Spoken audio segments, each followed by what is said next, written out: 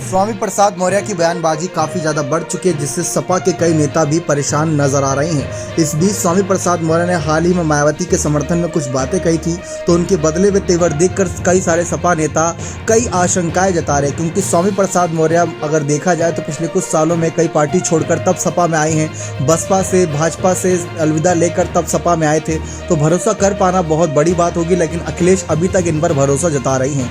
Party के कई senior नेताओं ने स्वामी प्रसाद मौर्य की बयानबाजी को ध्यान में रखते हुए ये बात साफ कर दी कि ये उनके व्यक्तिगत बयान है, इससे पार्टी का कोई लेना देना नहीं। शिवपाल सिंह यादव ने भी ये बात कही थी, जबकि शिवपाल सिंह यादव ने तो ये कहा था कि भगवान राम, कृष्ण और हिंदू धर्म को कौन नहीं मानता।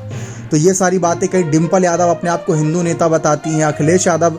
लगातार मंदिरों में जाते नजर आते, तो वो एक अलग छवि है। लेकिन स्वामी प्रसाद मौर्य जो बातें कर रहे कि भारत पाकिस्तान का बंटवारा जिन्ना की वजह से नहीं बल्कि हिंदू महासभा की वजह से हुआ, तो ये सारी बातें करना उनको मुसीबत में डाला और कई सारे संत नाराज भी नजर आ रहे हैं। लेकिन इस बीच चर्चा ये थी कि अखिलेश यादव अगर उनके खिलाफ कोई कड़ा एक्शन लेते हैं तो स्वामी प्रसाद मौर्य को पार्टी से बाहर करने का रास्ते के अलावा कोई और रास्ता नहीं बचेगा, क्योंकि अपने पार्टी के नेता जो उनके साथ 20, 25 या 30 सालों से बने हुए हैं पार्टी के साथ मुलायम सिंह यादव के समय से, वो नाराज होकर पार्टी छोड़ने का मन बना ले, इससे पहले अखिलेश को इनके खिलाफ कोई फैसला लेना होगा। या तो उनकी बयानबाजी रुकवानी होगी, या ये भी अखिलेश की एक रणनीति का हिस्सा हो सकता है, क्योंकि इन बयानबाजी से ओबीसी वोटर और तमाम दलित अल्पसंख्यक मुस्लिम वोटर कहीं ना कहीं स्वामी प्रसाद मौर्य के बयान से समाजवादी पार्टी के समर्थन में जा सकते हैं। लेकिन अगर स्वामी प्रसाद मौर्य को सपा बाहर करती है,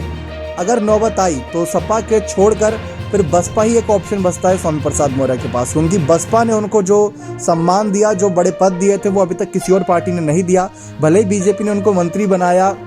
अखिलेश ने उनको पार्टी का महासचिव बनाया, लेकिन मायावती की पार्टी में वह कई बार सत्ता में रहे, तो वहां पर उनको सत्ता का सुख मिला। प्रदेश अध्यक्ष की भूमिका निभाई थी, जो बहुत बड़ी भूमिका होती है, तो वो सब भूमिका में कहीं ना कहीं पहले भी ढल चुके हैं। और अभी हाल ही में मायावती को अपनी नेता बताना, ये कहना कि मायावती मेरी पुरानी नेता रही है, मैं उनके खिलाफ बयानबाजी नहीं करूंगा, जबकि इससे पहले कहते थे कि मायावती अगर मुख्यमंत्री बनी थी तो मेरी वजह से बनी थी। तो ये सारी बयानबाजी और एकदम से सुर बदल जाना इस बात की ओर इशारा कर रहा है कि अगर स्वामी प्रसाद मौर्य को सपा छोड़ने की नौबत आई तो बसपा उनके लिए ऑप्शन होगा, क्योंकि जो वो बयानबाजी कर रहे हैं वो बयानबाजी भाजपा तो कतई बर्दाश्त नहीं करेगी। आपकी क्या राय इस मसले पर अपने कमेंट सेक्शन में जोड़ रखिएगा। बहुत बहुत धन्यवाद।